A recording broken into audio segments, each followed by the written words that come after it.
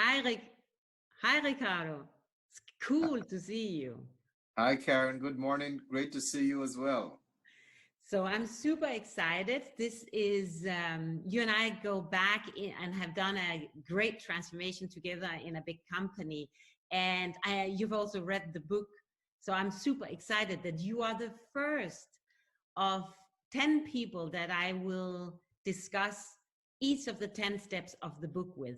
And we launched with you, Ricardo, and you talking about the first step that is called It Starts With Me. So the first questions I want to ask you is, what is this step all about and how has it impacted your life? Sure, Karen. Well, first of all, thank you very much. It's an honor to be invited and to share. And also, congratulations on the book. It's fantastic. It's a great travel guide, journey, roadmap on transformation journey. So really well done. So I'm really privileged to be invited to share and to be part of it. So thank you for that.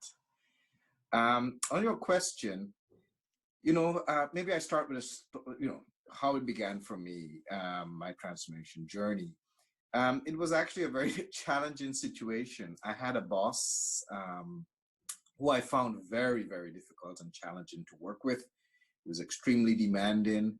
And I really felt myself in this sort of victim mindset. He was, really being, nasty and difficult. And I was really losing my energy, my confidence, and my effectiveness. So I really found myself in a pretty bad space. And I came across this quote that really shifted things for me a bit. And said, you cannot change people, you cannot control circumstances. The only thing you can change and have control over is your own self. And that was a real light bulb moment for me. That really resonated. And I said, well, at the moment I'm feeling very disempowered and I don't want this. I want to feel empowered. I feel like a victim and I'm blaming, someone else.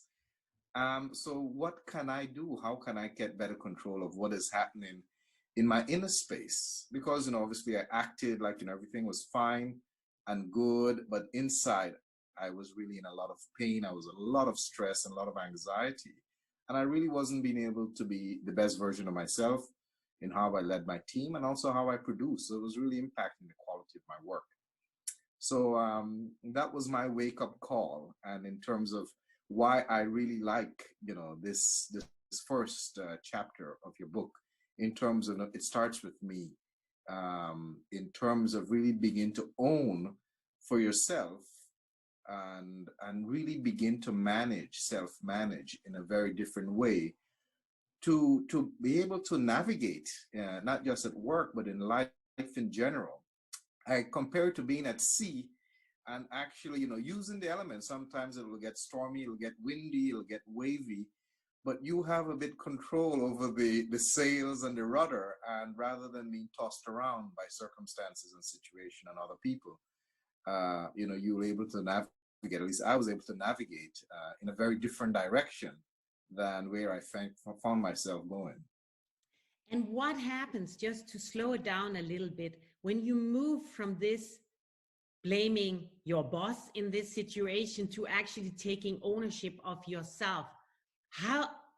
What happens to you and how do you do it? What's your... Well, for me, it was, it started a lot with awareness. I was like, what is going on here with me? Why am I feeling so afraid? For example, where is this fear coming from? And who has control over this fear? Fundamentally, when I realized that, hey, this is my fear, I own it. And with that, I could manage that in a very different way.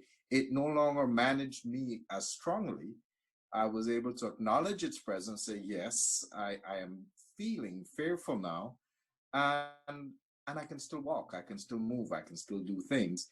And the size of that reduced, and it allowed me to be with it in a very different way. I felt I had now, rather than just reacting in a fearful manner, I could now choose my response.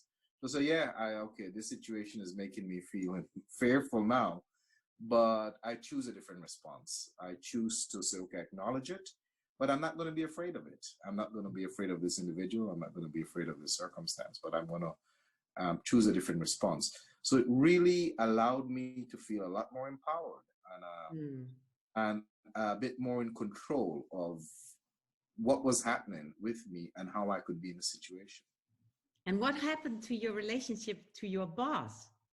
You know, it shifted a lot because I think what he was responding to, you know, it's sort of when he senses a weakness or lack of confidence, it sort of made him doubt your capacity.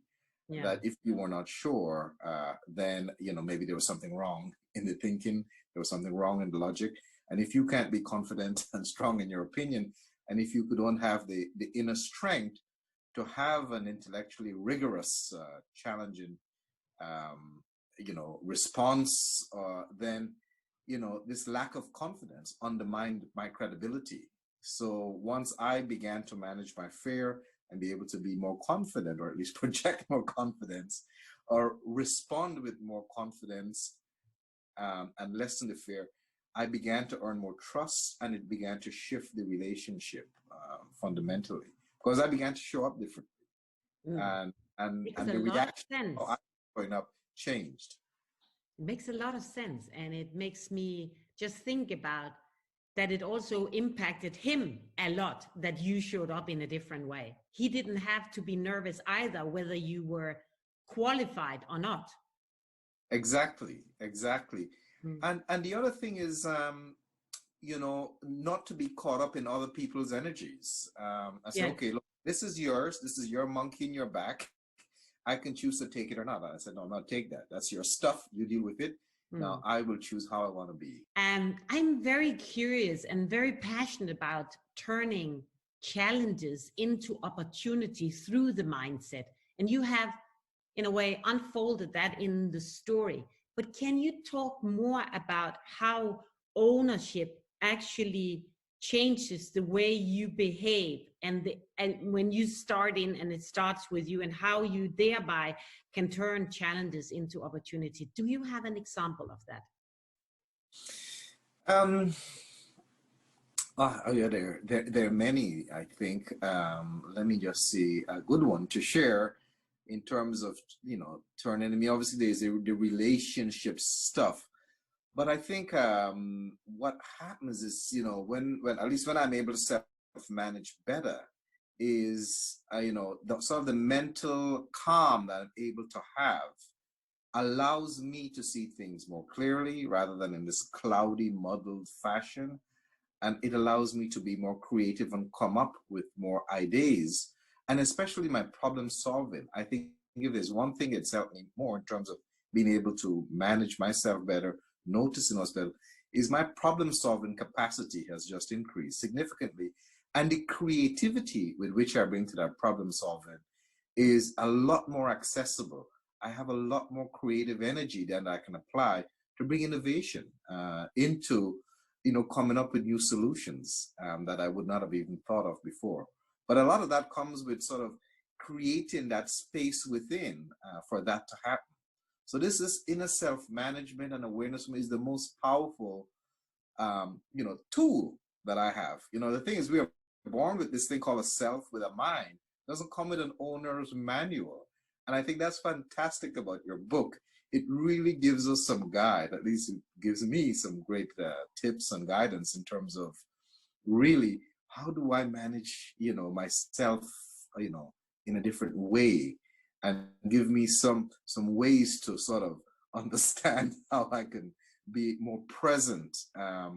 You know, the second thing you talk about in the book is acceptance. And for me, that is my favorite one, by the way, in terms of when you accept the reality of a situation, then you can see things clearly for what they are, then you can begin to affect a change.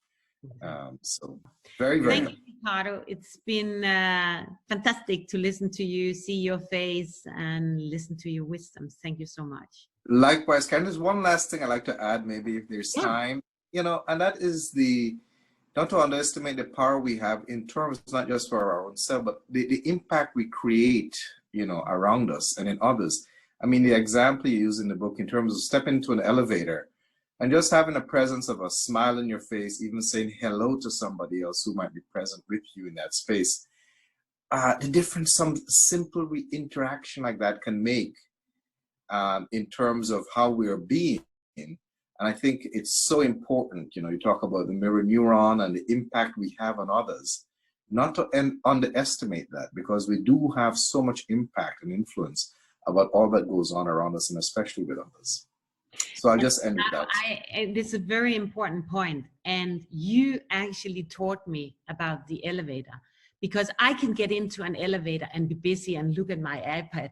But when you go into an elevator, you create a magic moment because you relate to the people in the elevator. So I've actually watched you in an elevator from the first to the fifth floor and seen the magic you are doing by just offering a smile and a good morning, how are you?